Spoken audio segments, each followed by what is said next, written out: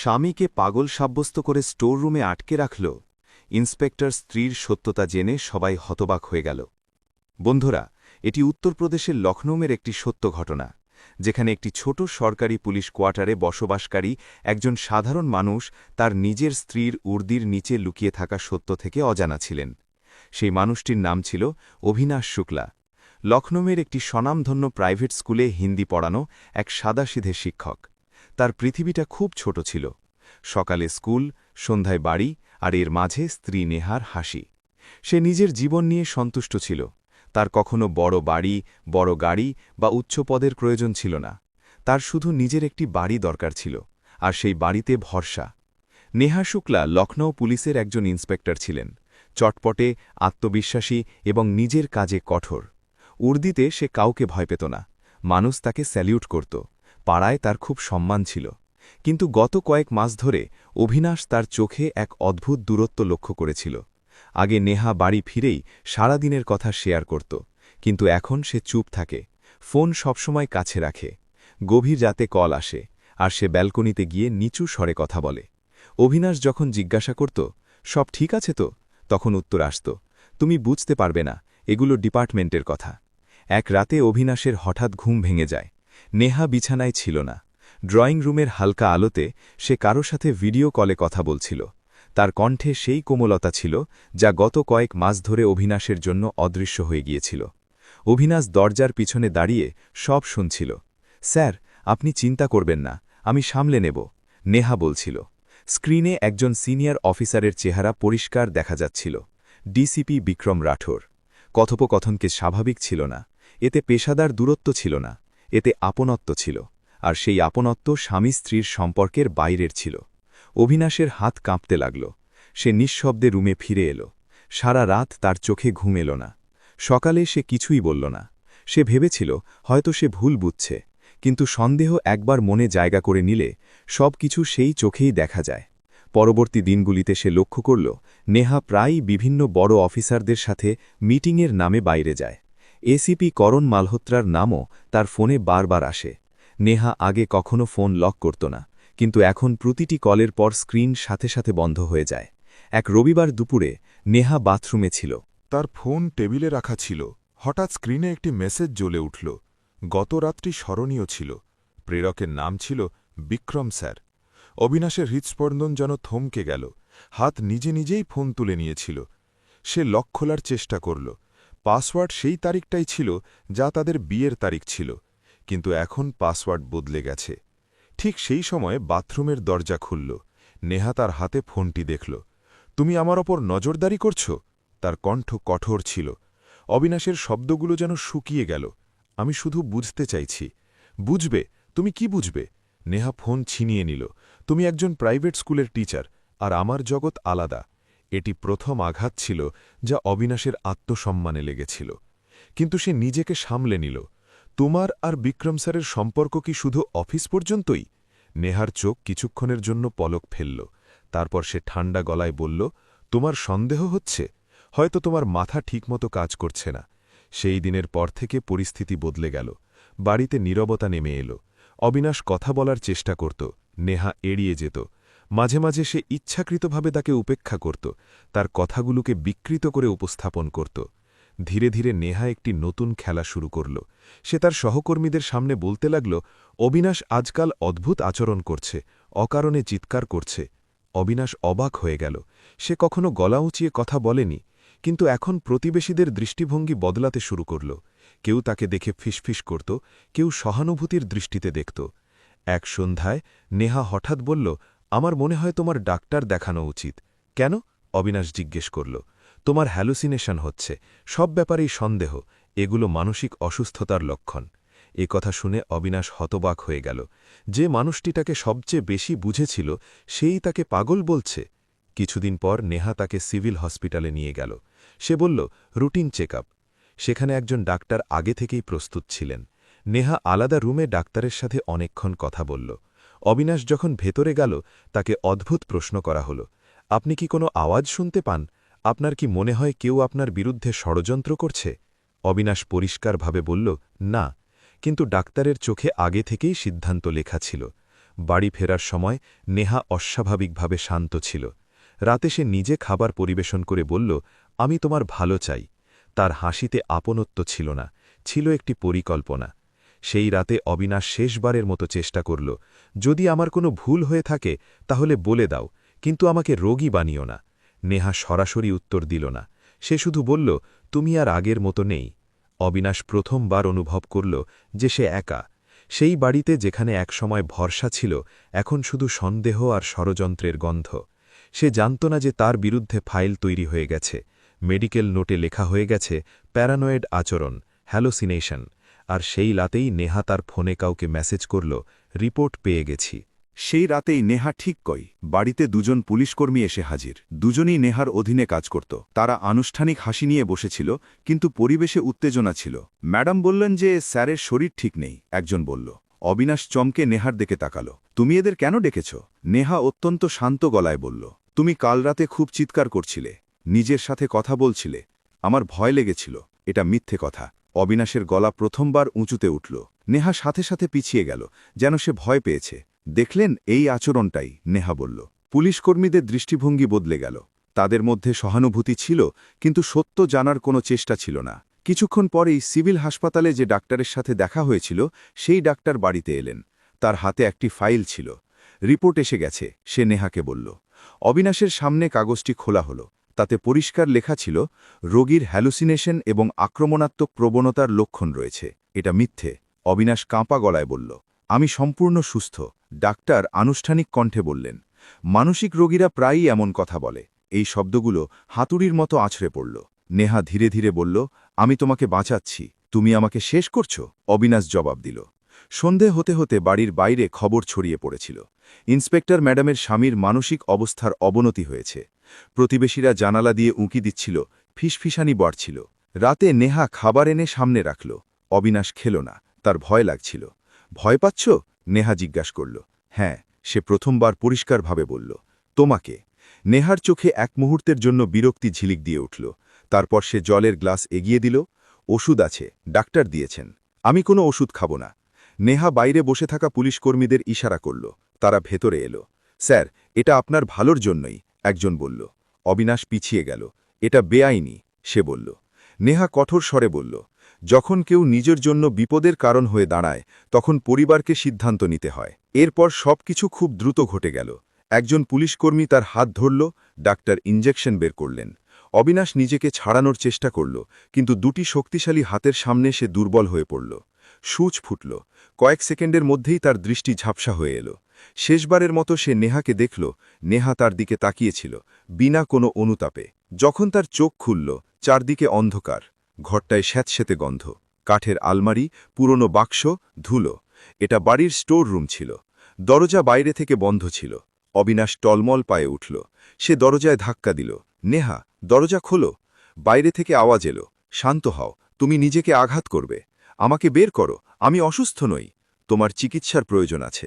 নেহার গলা ঠান্ডা ছিল। অবিনাশের শ্বাস দ্রুত হতে লাগল। সে দরজায় ধাক্কা দিতে থাকল, কিন্তু বাইরে নীরবতা। কিছুক্ষণ পর প্রতিবেশীর পায়ের আওয়াজ এলো। নেহার গলা শোনা গেল, আমার স্বামীর শরীর খুব খারাপ, ডাক্তার বলেছেন যে ওনাকে একা ঘরে রাখতে হবে। ও, খুব দুঃখজনক, প্রতিবেশী বলল। অবিনাশ ভেতর থেকে সব শুনছিল। তার প্রতিটি কথা বাইরে গিয়ে মিথ্যে হয়ে যাচ্ছিল। নেহা তাকে বাড়ির মধ্যে এমনভাবে বন্দি করে ফেলেছিল যে অবিনাশ আর সত্য বলতে পারবে না। পরের দিন সকালে বাড়িতে অদ্ভুত এক শান্তি ছিল। নেহা স্বাভাবিক থাকার ভান করছিল। সে চা বানালো, খবরের কাগজ খুলল, যেন কিছুই হয়নি। কিন্তু তার চোখে একটি ঠান্ডা সিদ্ধান্ত পরিষ্কার দেখা যাচ্ছিল। অবিনাশ স্কুলে যাওয়ার জন্য তৈরি হচ্ছিল। এমন সময় নেহা বলল, আজ তুমি স্কুলে যাবে না। কেন? সে অবাক হয়ে জিজ্ঞাসা করল। ডাক্তার বিশ্রাম নিতে বলেছেন, তোমার অবস্থা ঠিক নেই। আমার অবস্থা একদম ঠিক আছে, অবিনাশ দৃঢ় কণ্ঠে বলল। নেহা হাসল। তুমি নিজেই জানো না যে তুমি ঠিক নেই। দুপুর গড়া। ঘণ্টার পর ঘণ্টা কেটে গেল। জল নেই, আলো নেই, শুধু অন্ধকার আর অপমান। রাত গভীর হল। ক্ষুধা আর ভয় একসাথে বাড়কে রাখল। সে মেঝেতে বসে পড়ল। সে বুঝতে পেরেছিল যে এটা শুধু রাগের মাথায় নেওয়া সিদ্ধান্ত নয়, এটা সম্পূর্ণ পরিকল্পিত। সকালে দরজা অল্প সময়ের জন্য খুলল। নেহা ভেতরে জলের বোতল আর শুকনো রুটি ছুঁড়ে দিল। তুমি এমন কেন করছো? অবিনাশ ক্লান্ত গলায় জিজ্ঞেস করল। নেহা সরাসরি তার চোখের দিকে তাকিয়ে বলল, কারণ তুমি আমার পথের কাঁটা হয়ে দাঁড়াচ্ছিলে। আমি তোমার স্বামী, তুমি আমার ক্যারিয়ারের জন্য বিপদ। এই কথা শুনে অবিনাশর ভেতর কিছু একটা ভেঙে গেল, ভালোবাসার শেষ টুকরোটাও। দরজা আবার বন্ধ হয়ে গেল। দিন কাটতে লাগল। বাইরের পৃথিবীতে গল্পটা আলাদা ছিল। ইন্সপেক্টর তার মানসিকভাবে অস্থির স্বামীকে সামলানোর দায়িত্ব নিয়েছেন, বিভাগে নেহার প্রশংসা হচ্ছিল, আর ভেতরে এক নির্দোষ মানুষ বন্দী ছিল। তৃতীয় দিন অবিনাশ স্টোর রুমের একটি পুরনো আলমারিতে রাখা তার পুরনো ব্যাগটি দেখতে পেল। হয়তো তাড়াহুড়োয় সেটা সরানো হয়নি। ব্যাগে তার পুরনো মোবাইল ছিল, যার ব্যাটারি দুর্বল ছিল কিন্তু চালু হতে পারত। সে কাঁপা হাতে সেটা অন করল। স্ক্রিন জ্বলে উঠল। সে প্রথমবার অনুভব করল যে এখনও সবকিছু শেষ হয়নি। অন্ধকারে বন্দী অবিনাশ এখন বুঝতে পারছিল যে তার লড়াই শুধু স্ত্রীর বিরুদ্ধে নয়, পুরো সিস্টেমের বিরুদ্ধে। সে কাঁপা হাতে পুরনো মোবাইলের আলোর ব্রাইটনেস কমিয়ে দিল। ব্যাটারি ছিল মাত্র 10%, কিন্তু সেটাই ছিল তার শেষ আশা। সবার আগে সে ক্যামেরা অন করল, স্টোর রুমের চারপাশের ভিডিও রেকর্ড করল। বাইরে থেকে আটকানো দরজা, মেঝেতে ছড়িয়ে থাকা বাক্স, অর্ধেক খালি জলের বোতল। তারপর সে নিজেকে রেকর্ড করল। আমার নাম অবিনাশ শুক্লা। আমি মানসিকভাবে অসুস্থ নই। আমাকে জোর করে এখানে আটকে রাখা হয়েছে। তার গলা ভেঙে আসছিল, কিন্তু শব্দগুলো পরিষ্কার ছিল। রেকর্ডিং সেভ করে সে তার পুরনো বন্ধু ও সহকর্মী রোহিত শর্মাকে ভিডিওটি পাঠিয়ে দিল। রোহিত সেই প্রাইভেট স্কুলেই পড়াতো যেখানে অবিনাশ কাজ করত। মেসেজের সাথে সে শুধু এক লাইন লিখল, যদি আমি বাইরে আসতে না পারি তাহলে এই সত্যিটা দুনিয়াকে দেখিয়ে দিও। সেন্ড চাপতেই ব্যাটারি 2% নেমে এলো। ফোন বন্ধ হয়ে গেল। এখন শুধুই অপেক্ষা। অন্যদিকে নেহা বাইরে তার গল্প আরও মজবুত করছিল। সে মহিলা থানায় রিপোর্ট দায়ের করালো, স্বামী মানসিকভাবে অস্থির, নিজেকে এবং আমাকে ক্ষতি করতে পারে। মেডিকেল রিপোর্ট আগে থেকেই তৈরি ছিল।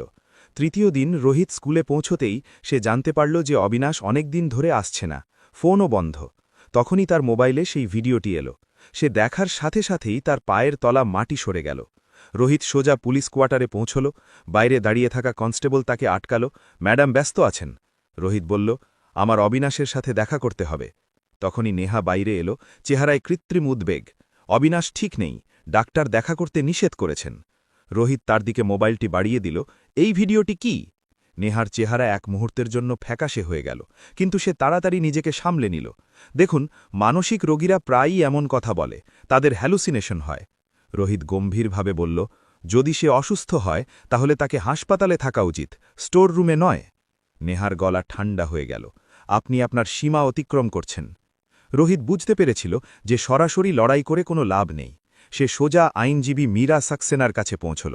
মীরা নারী অধিকার এবং গার্হস্থ্য নির্যাতনের মামলায় পরিচিত ছিলেন। তিনি পুরো ভিডিওটি দেখলেন।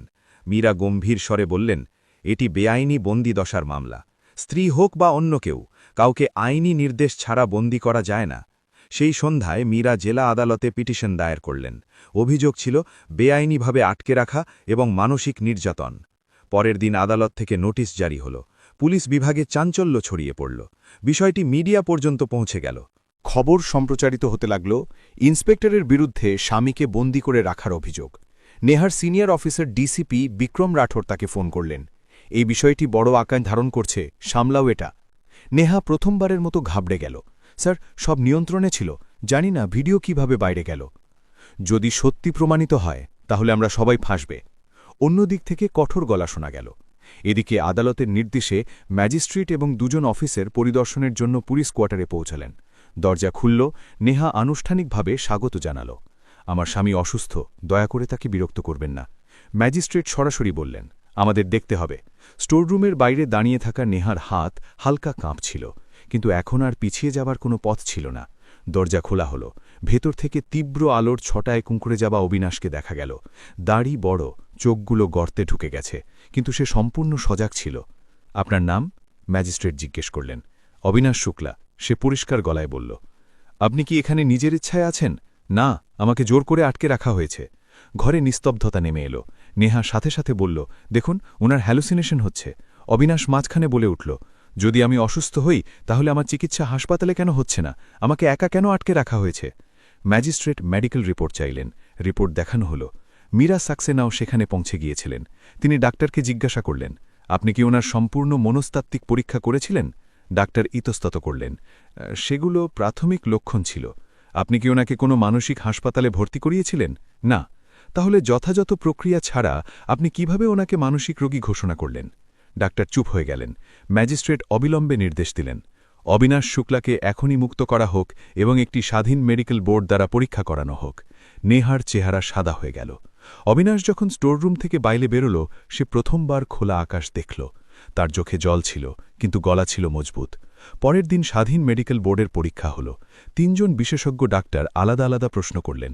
দীর্ঘ কথাবার্তার পর রিপোর্ট এলো, ব্যক্তি সম্পূর্ণভাবে মানসিকভাবে সুস্থ। এখন বিষয়টি আর শুধু গার্হস্থ্য বিবাদ রইল না, এটি ক্ষমতার অপব্যবহার এবং ষড়যন্ত্রের মামলায় পরিণত হল। মিডিয়াতে নতুন হেডলাইন এলো, ইন্সপেক্টর স্বামীকে মিথ্যে রিপোর্টের ভিত্তিতে বন্দী করেছেন। বিভাগ নেহাকে তৎক্ষণাৎ সাসপেন্ড করল।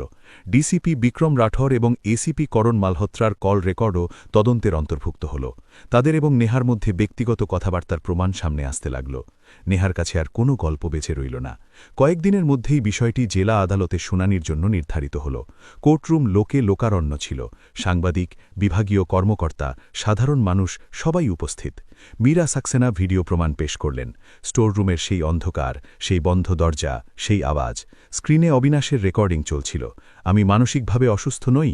ভিডিও শেষ হতেই পুরো কোর্টরুম শান্ত হয়ে গেল। নেহার চোখ নিচের দিকে ছিল। কিছু বলতে চান? নেহার কাছে এখন আর কোনো গল্প ছিল না।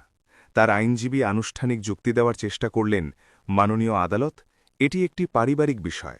আমার মক্কেল তার স্বামীর সুরক্ষার জন্য। মীরা সাক্সেনার সাথে সাথে উঠে দাঁড়ালেন।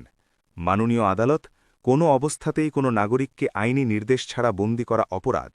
এখানে শুধু গার্হস্থ্য বিবাদ নয়, ক্ষমতার অপব্যবহার হয়েছে। মিথ্যে মেডিকেল রিপোর্ট তৈরি করা হয়েছে, বিভাগীয় প্রভাব খাটানো হয়েছে, এক নির্দোষ ব্যক্তিকে পাগল ঘোষণা করে তার সামাজিক সম্মান নষ্ট করার চেষ্টা করা হয়েছে। বিচারক মেডিকেল বোর্ডের চূড়ান্ত রিপোর্ট পড়লেন। অবিনাশ শুক্লা সম্পূর্ণভাবে মানসিকভাবে সুস্থ। তারপর তিনি ডাক্তারের ভূমিকার ওপর মন্তব্য করলেন, প্রাথমিক তদন্ত ছাড়া মানসিক অস্থিরতার রিপোর্ট দেওয়া চরম অবহেলা। আদালতে বসে থাকা মানুষজন নেহাকে দেখছিল। সেই নেহা, যার উর্দি দেখে মানুষ উঠে দাঁড়াত, আজ সে কাঠগড়ায়। অবিনাশ সাক্ষ্য দেওয়ার জন্য উঠে দাঁড়াল। তার গলায় ব্যথা ছিল, কিন্তু কোনো ভয় ছিল না। আমি কখনো ভাবতেও পারিনি যে মানুষের সাথে আমি 7 বছর কাটিয়েছি সে আমাকে পাগল ঘোষণা করে দেবে। আমাকে আটকে রাখা হয়েছিল। আমার কথা শোনার মতো কেউ ছিল না। যদি আমি ভিডিওটি না বানাতাম, তাহলে হয়তো আজও আমি সেই অন্ধকারেই থাকতাম। সে একটু থেমে বলল, আমি শুধু ন্যায় বিচার চাই, প্রতিশোধ নয়। এই কথাগুলো আদালতে প্রতিধ্বনিত হল। পরবর্তী শুনানিতে কল রেকর্ড এবং চ্যাট বিবরণ পেশ করা হল। নেহার সাথে বেশ কয়েকজন সিনিয়র অফিসারের ব্যক্তিগত এবং অনুপযুক্ত সম্পর্কের প্রমাণ সামনে এলো। কথোপকথনে স্পষ্ট ছিল যে অভিনাশের প্রতিবাদের পরই তাকে মানসিকভাবে অস্থির প্রমাণ করার পরিকল্পনা করা হয়েছিল। বিচারক কঠোর স্বরে বললেন, উর্দি আপনাকে আইনের ঊর্ধ্বে রাখে না। আইন রক্ষাকারী যদি তার অপব্যবহার করে, তাহলে সমাজের বিশ্বাস ভেঙে যায়। কিছুক্ষণ পর রায় শোনানো হল।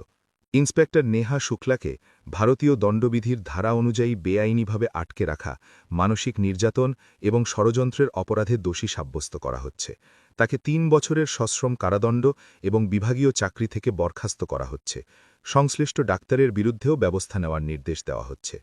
কোর্টরুমে চাঞ্চল্য সৃষ্টি হল। নেহার চোখে প্রথমবারের মতো ভয় পরিষ্কার দেখা গেল। সে কিছু বলতে চাইছিল, কিন্তু কোনো শব্দ বেরোল না। বিচারক আরও বললেন, অভিনাশ শুক্লার মানসিক এবং সামাজিক ক্ষতির জন্য তাকে ক্ষতিপূরণ দেওয়া হোক। পাশাপাশি পুলিশ বিভাগ প্রকাশ্যে স্পষ্ট করুক যে তিনি মানসিকভাবে সুস্থ। কথা শুনতেই অভিনাশের চোখ থেকে জল গড়িয়ে পড়ল। এটা দুর্বলতা ছিল না, এটা ছিল সেই যন্ত্রণার স্রোত যা গত কয়েকদিন ধরে ভেতরে জমেছিল। কোর্ট থেকে বেরোতেই মিডিয়া তাকে ঘিরে ধরল। মাইক্রোফোন এগিয়ে এলো। প্রশ্ন উঠল, আপনি কি বলতে চান? অভিনাশ শান্ত স্বরে বলল, সত্যের প্রকাশ পেতে সময় লাগে, কিন্তু যদি আপনি ভেঙে না পড়েন, তাহলে সেটা একদিন সামনে আসবেই। সে কারো ওপর অভিযোগ করল না, কারো নাম নিল না। তার সবচেয়ে বড় শক্তি এটাই ছিল যে সে নিজের মর্যাদা হারায়নি। কয়েকদিনের মধ্যেই পুলিশ বিভাগ একটি সরকারি বিবৃতি জারি করল। অভিনাশ শুক্লা সম্পূর্ণ সুস্থ। পূর্ববর্তী রিপোর্টটি ত্রুটিপূর্ণ ছিল। স্কুলেও একটি বিশেষ সমাবেশ হল। প্রিন্সিপাল মঞ্চ থেকে বললেন, আমরা আমাদের শিক্ষকের জন্য গর্বিত, যিনি অন্যায়ের বিরুদ্ধে আওয়াজ তুলেছেন। হাততালির শব্দে পুরো হল ফেটে পড়ল। অবিনাশের চোখ জলে ভরে এলো। যে মানুষগুলো একসময় সন্দেহের চোখে দেখত আজ তারা সম্মানের সাথে দেখছে। অন্যদিকে নেহাকে হেফাজতে নিয়ে যাওয়া হলো। উর্দি খুলে নেওয়া হয়েছে, হাতে হাত করা ছিল। যে ক্ষমতা একসময় তার চেহারায় দেখা যেত তা এখন অদৃশ্য। তার কেরিয়ারের শেষ সেই আদালতেই হল যেখানে সে ভেবেছিল যে সে সব কিছু সামলে নেবে। জেলে নিয়ে যাওয়ার সময় সে একবার পিছন ফিরে তাকালো, কিন্তু এখন আর দেখার মতো কিছুই বাকি ছিল না। অবিনাশ তার বাড়িতে ফিরল। সেই বাড়ি, সেই দরজা। স্টোররুমের দরজা খোলা ছিল। ভেতরে অন্ধকার ছিল না, ছিল শূন্যতা। সে কিছুক্ষণ সেখানে দাঁড়িয়ে রইল, তারপর দরজাটা পুরোপুরি খুলে দিল, যেন নিজের ভেতরের অন্ধকারটাকেও বাইরে বের করে দিচ্ছে। সে সিদ্ধান্ত নিল যে ওই ঘরটা আর কখনো বন্ধ রাখবে না। কয়েক মাস পর সে একটি নতুন বাড়ি নিল। পুরনো স্মৃতি থেকে দূরে জীবন আবার শুরু হল, ধীরে ধীরে কিন্তু শক্তভাবে। মানুষ প্রায় তাকে জিজ্ঞাসা করত, তোমার সবচেয়ে বেশি কষ্ট কোন কথায় হয়েছিল? সে হেসে উত্তর দিত, যাকে আমরা নিজের মনে করি সেই যদি আমাদের পাগল প্রমাণ করে দেয় তাহলে কষ্টটা অনেক গভীর হয়। কিন্তু তার চেয়েও বড় কষ্ট হলো চুপ থাকা। আমি চুপ থাকাটা বেছে নিইনি। তার গল্প লখনৌয়ের বাইরেও ছড়িয়ে পড়ল। গার্হস্থ্য অত্যাচার বা মিথ্যে অভিযোগের শিকার অনেক মানুষ তার সাথে যোগাযোগ করতে শুরু করল। সে তাদের একটাই কথা বলত, সত্যের পাশে দাঁড়িয়ে থেকো। এক সন্ধ্যায় সে স্কুল থেকে ফিরছিল। আকাশে হালকা রোদ ছিল। সে একটা দীর্ঘশ্বাস নিল। আজ তার কোনো ভয় ছিল না। কারো মিথ্যে কথায় তাকে নিজের পরিচয় প্রমাণ করতে হবে না। তার হাঁটার ধরন এখন আগের চেয়ে অনেক সোজা ছিল। সত্য দেরিতে এসেছে, কিন্তু এবার সে মানবতাকে হার মানতে দেয়নি। বন্ধুরা, এই গল্পের শিক্ষা পরিষ্কার। সম্পর্ক ক্ষমতার ওপর নয়, ভরসার ওপর টিকে থাকে। যখন কেউ নিজের পদ এবং ক্ষমতার অপব্যবহার করে সত্যকে ধামাচাপা দেওয়ার চেষ্টা করে, তখন একদিন সেই সত্যই তাকে কাঠগড়ায় দাঁড় করিয়ে দেয়। অন্যায় সহ্য করাও ভুল, আওয়াজ তোলা জরুরি। এবার আপনারা বলুন, আপনাদের কি মনে হয়, আদালত কি সঠিক রায় দিয়েছে, নাকি স্ত্রীকে আরও কঠোর শাস্তি দেওয়া উচিত ছিল? কমেন্টে আপনাদের মতামত অবশ্যই জানাবেন। আর গল্পটি যদি আপনাদের হৃদয় ছুঁয়ে যায়, তবে ভিডিওটি লাইক করুন, শেয়ার করুন এবং এমন সত্য ও আবেগপূর্ণ গল্পের জন্য কাহানি সেন্টার চ্যানেলটি অবশ্যই সাবস্ক্রাইব করুন। দেখা হবে পরবর্তী গল্পে। ততক্ষণ নিজের যত্ন নিন।